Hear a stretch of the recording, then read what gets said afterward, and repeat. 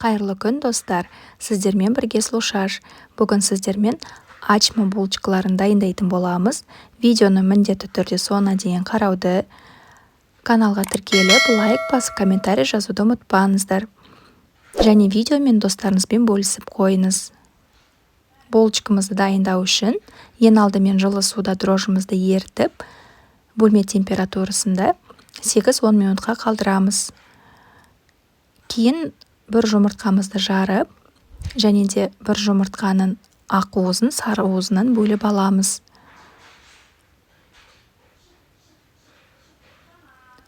Сары уызын кейін булочканың бетіне жағу үшін пайдаланамыз. Оны бөлек алып қоямыз.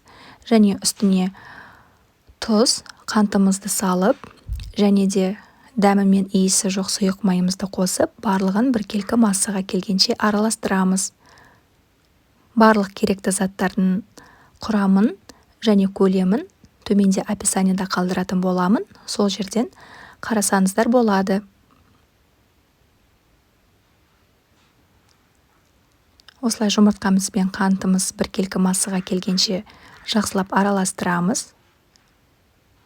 Қосатын заттарыңыздың барлығы міндетті түрде жылы болу керек. Кейін үстіне жылы сүтімізді қосып, тағы да араластырамыз. Оның үстіне еріп тұрған дрожжымызды көбігі бетіне шығып тұру мүмкін. Соны кішкене араластырып жіберіп, жұмыртқа, сүт, қанттың қоспасына қосамыз. Сәл араластырып жібереміз де үстіне ұнымызды қосатын боламыз. Ұнды міндетті түрде бөліктерге бөле отырып қосамыз. Сол кезде қаншалықты ұн қажет екенін білеміз. Және де қамырымыз қатты болмай жұмсақ болып шығады. Дайын болған қамырымыз осындай болып шығады. Қолға да жабыспайды және үстел бетіне де жабыспайды. Ыдысымызға сәл сұйық май жағып, қамырымызды көтерілуге қалдырамыз. Жылы жерде шамамен 40 минут, 1 сағат уақыт алуы мүмкін.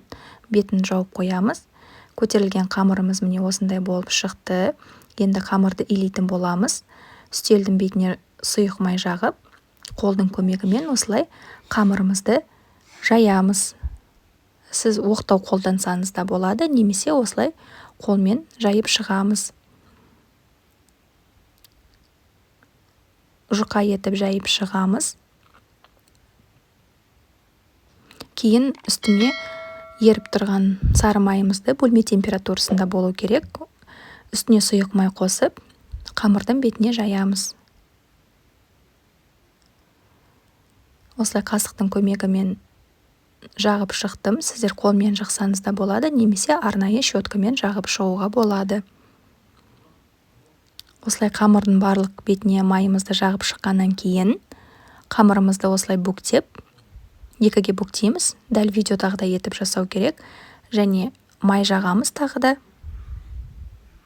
Және қамырымызды қайтадан ортасынан бүктейтін боламыз. Сәл формаға келтіреміз де, шамамен 1 сантиметрдей етіп бөліктерге бөлетін боламыз.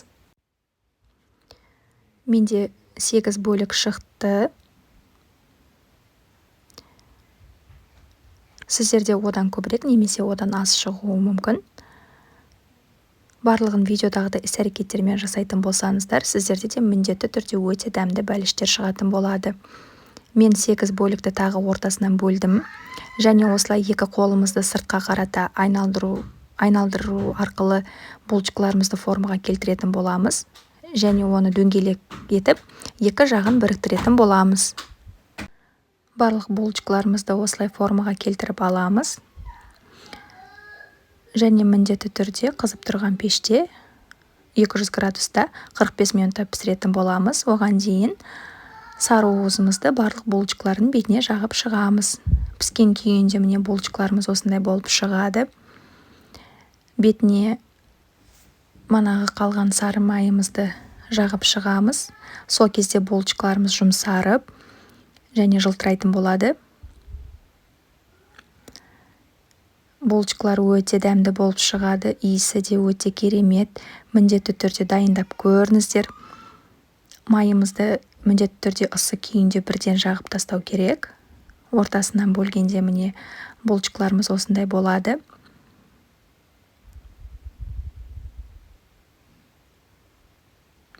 Және де бұл булочкаларға әртүрлі начинкалар қосу арқылы дайындауға да болады. Міндетті түрде дайындап көріңіздер, ас болсын.